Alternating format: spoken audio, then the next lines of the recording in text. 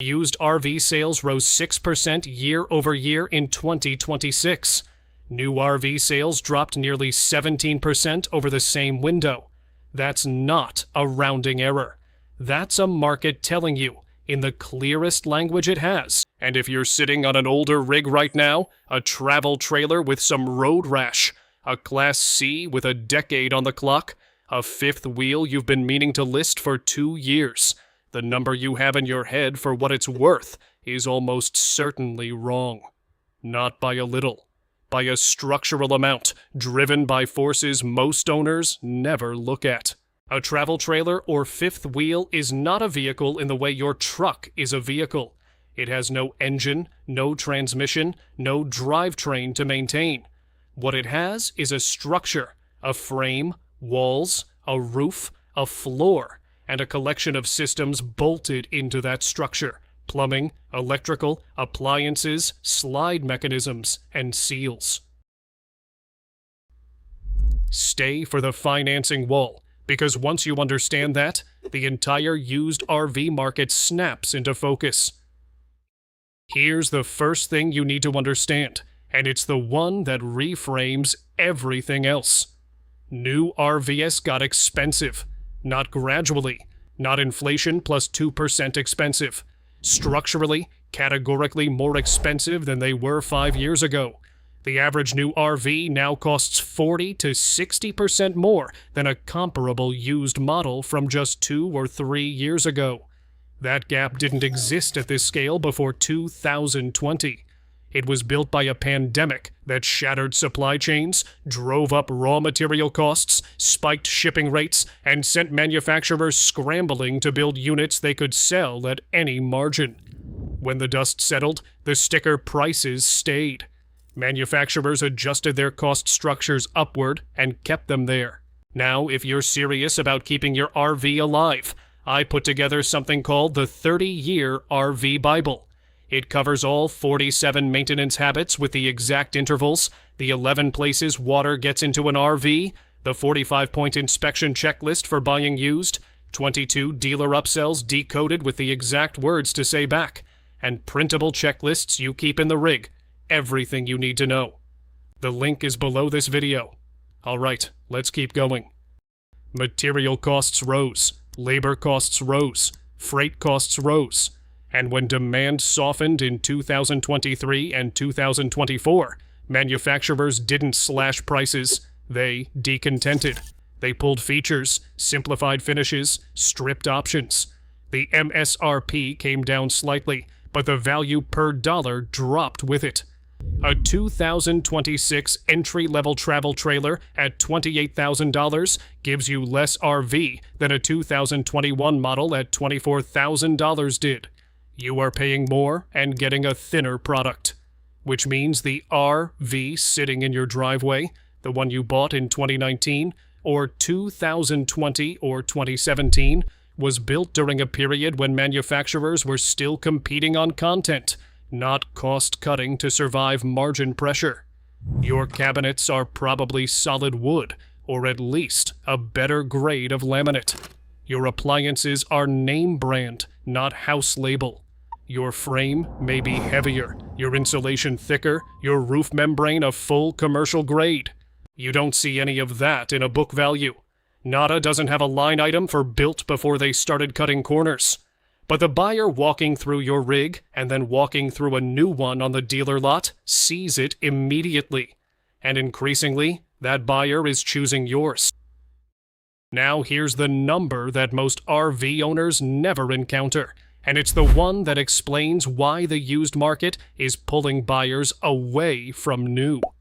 Used RVs sold 67% faster than new units in 2025.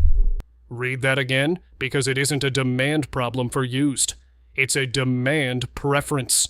Buyers have become, in the industry's own language, value-driven and price-aware, and unwilling to absorb the new unit premium when a 2 to 4 year old coach delivers 90% of the experience at 60% of the cost.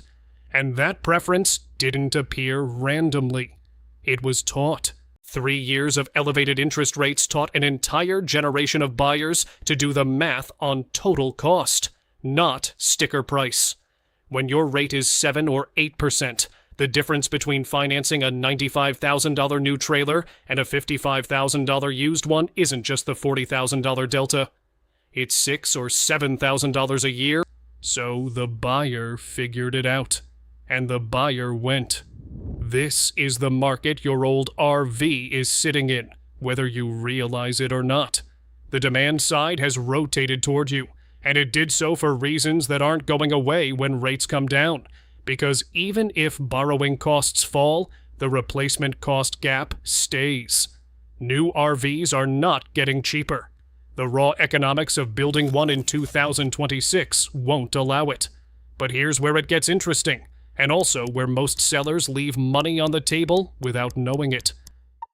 There's a wall in RV financing, and your RV's position relative to that wall determines more about its real-world value than any other single factor.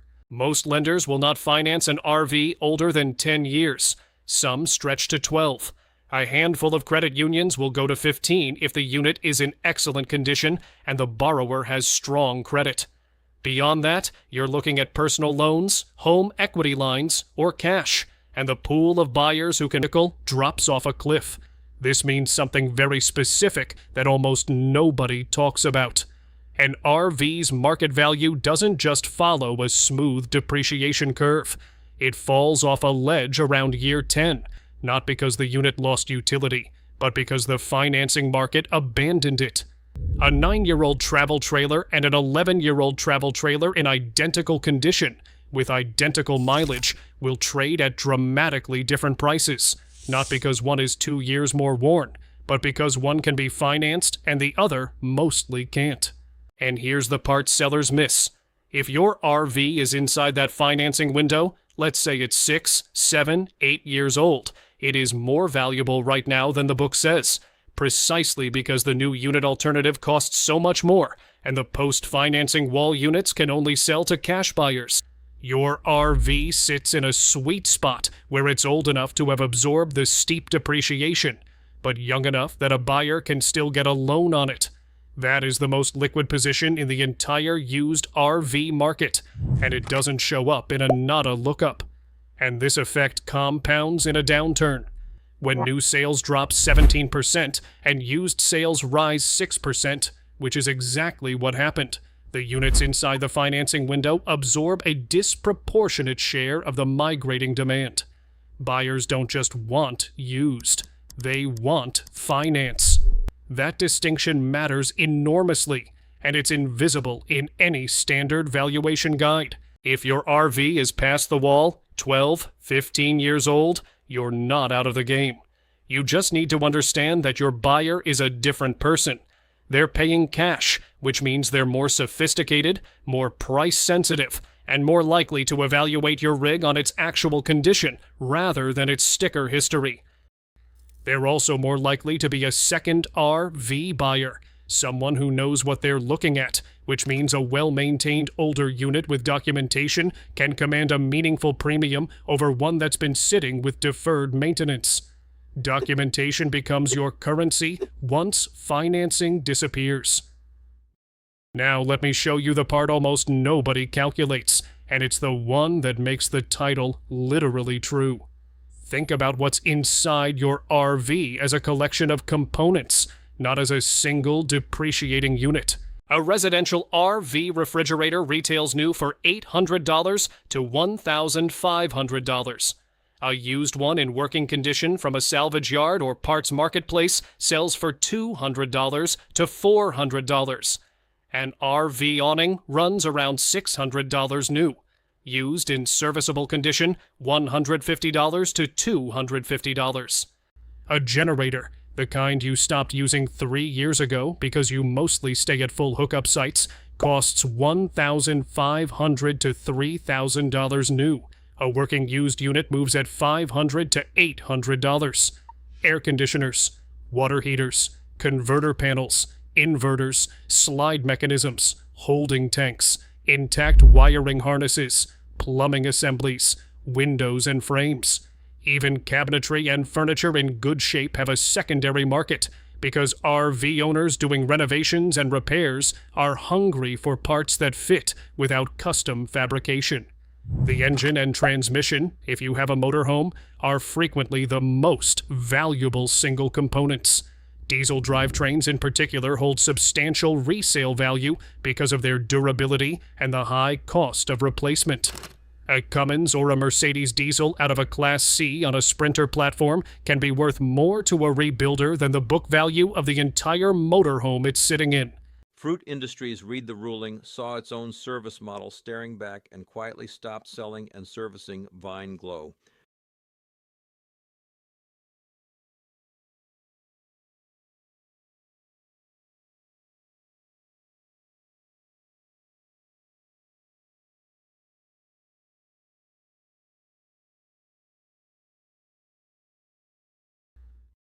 The market for used RV parts is strong and getting stronger because new replacement parts are expensive and frequently back-ordered, and because discontinued models create scarcity for components that owners of those models still need.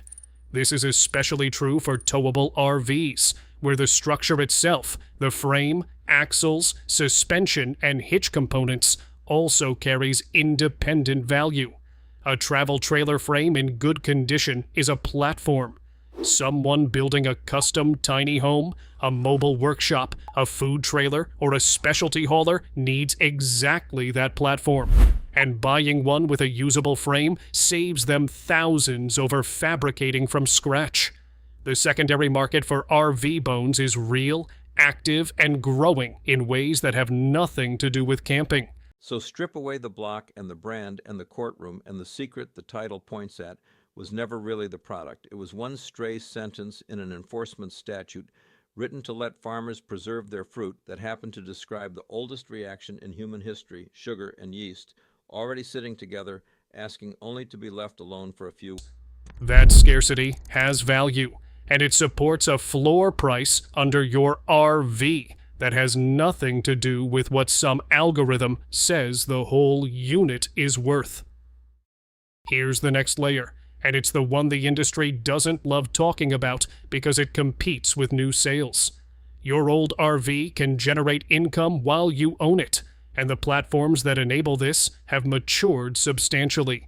Peer-to-peer rental through Outdoorsy and RV Share is no longer a novelty. Outdoorsy alone reports owners earning up to $30,000 per year, and every booking comes with $1 million in liability insurance. You set the rate, you set the availability, you choose which bookings to accept. The RV business is having its worst year since the pandemic hangover. Shipments are down more than 14% through the middle of 2026, and not a single month has managed to beat the year before it. May alone fell almost 19%. Run the math on a rig you think is worth $15,000. If you rent it 40 nights a year at $120 a night, that's $4,800 in gross revenue. In 3 years, the rental income has exceeded the resale value of the RV. You've been paid more than the rig is worth, and you still own it. This doesn't work for every owner or every rig. It requires proximity to demand, willingness to manage bookings and handoffs, and a unit that's clean, safe, and mechanically sound. But for owners who are sitting on a rig, they use 20 or 30 days a year, which is the median. The other 335 days represent potential income against an asset that's depreciating whether it moves or not. The depreciation is already happening. The only question is whether you're capturing any return against it, and the tax treatment for owners who run this properly has gotten better. It isn't the economy that's trapping them. It isn't rates, and it isn't diesel, though both get blamed in every comment section. What's actually happening was decided back at the factory, wired into the product itself, and it stays hidden for about 5 years before it comes due all at once. For a whole generation of owners, if your RV qualifies as a legitimate business asset through rental use, the deduction math is more favorable now than it was a year ago. This doesn't make a bad investment good, but it does reduce the net cost of ownership for people who treat their RV as a working asset rather than a parked one. And here's the detail that makes this specifically relevant to older RVs. Rental demand doesn't follow the same age sensitivity that resale does. A renter doesn't care whether your trailer is a 2019 or a 2023. They care whether it's clean, whether the air conditioning works, whether the beds are comfortable, and whether it's located where they want to go. Age is nearly invisible to the renter, which means your old RV's earning potential hasn't depreciated the way its resale number has. There's a gap between what it's worth to sell and what it's worth to use, and that gap gets wider every year the rig ages.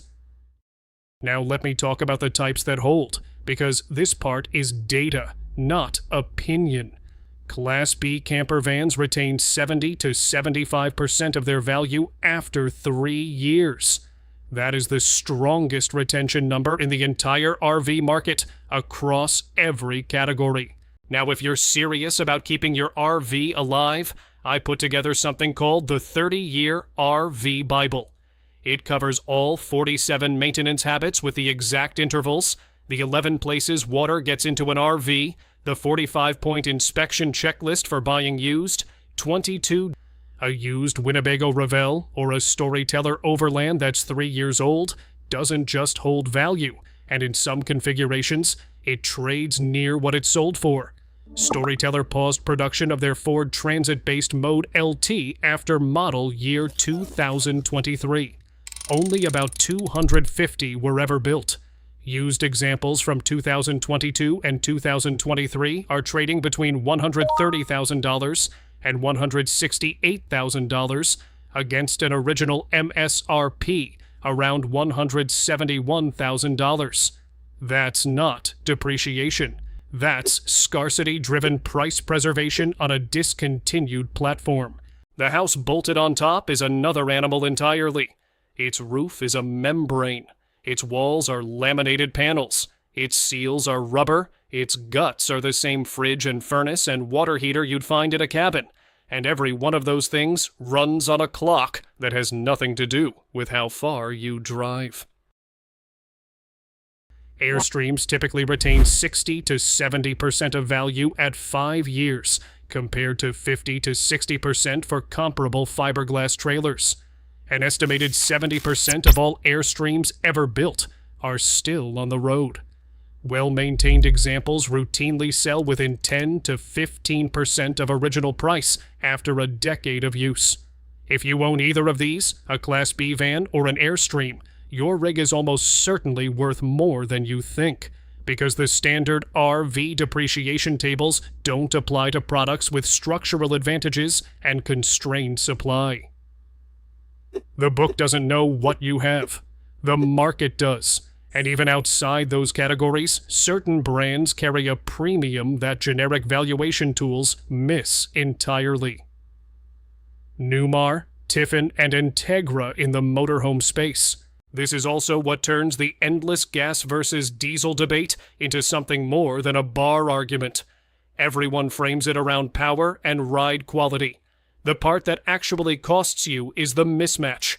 Marry a 15-year house to a 300,000-mile diesel, and you've paid a fortune buying longevity for the one half of the machine that was never. Here's the piece that brings it all together, and it's the market reality of August 2026. Used RV prices have reset to pre-pandemic levels at wholesale. The correction is done. The froth from the 2020 to 2022 boom has been wrung out. If you're waiting for your RV to go back up to what you could have gotten in 2021, that isn't happening. But if you're comparing your RV's current value to the cost of replacing it with something equivalent from a dealer lot, which is the comparison that actually matters, the spread is the widest it's been in years. The people absorbing those losses are, almost by definition, the ones who bought at the very top, which drops them squarely at the 5-year mark, the exact moment the house starts mailing invoices. And the meter never idles while that happens. Financing: 8.1 million households own an RV in America right now. The median owner uses it 30 days per year, up 50% from just a few years ago.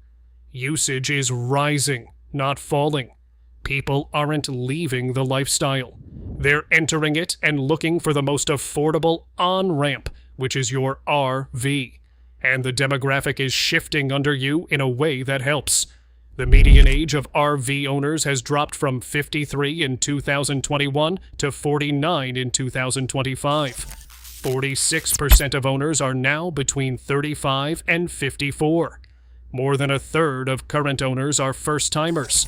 These are younger families, remote workers, and adventure-oriented buyers who are pragmatic about age, comfortable with used purchases, and far more interested in whether the rig works than whether it's current model year. That is your buyer. They exist in larger numbers than at any point in this industry's history, and they are specifically, measurably looking for what you have. An older RV in decent condition, priced below what a new one costs, ideally young enough to finance. And notice something else about that demographic. They don't carry the stigma around, used that older buyer cohorts did. A 55-year-old retiree buying a motorhome as a capstone purchase wants new. They've earned it. It's emotional, and the monthly payment matters less than the experience of choosing the floor plan and picking the upholstery.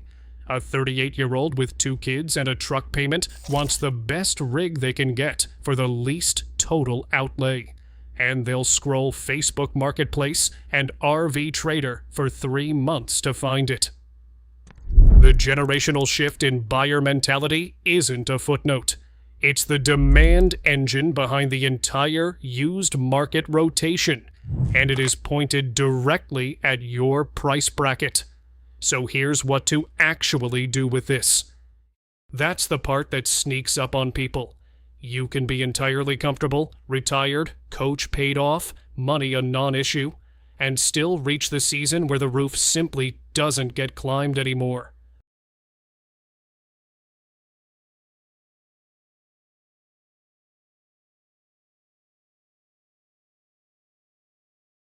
You have more pricing power than the depreciation tables suggest, and the market velocity, used units moving 67% faster than new, proves it.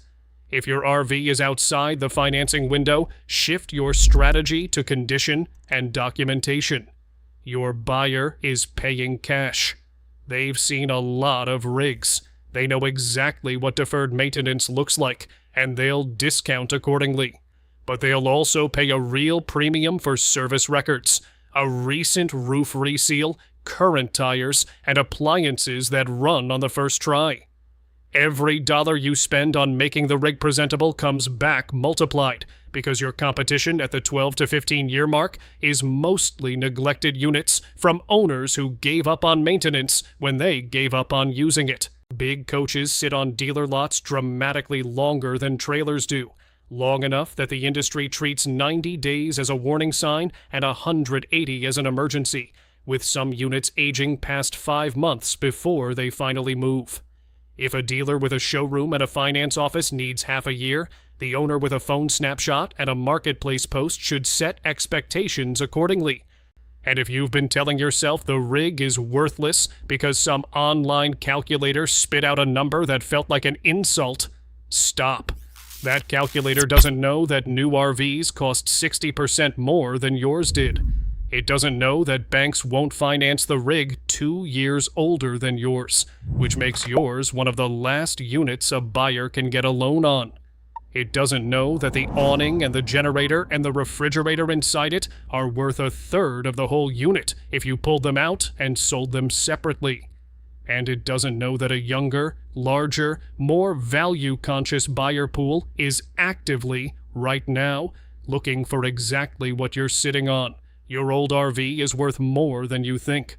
Not because the market is irrational, it's actually more rational than it's been in years.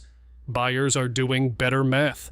They're comparing total cost of ownership, not sticker prices. They're measuring what a rig does, not when it was built. The market moved. The tools you're using to value your RV haven't caught up. But the buyers have.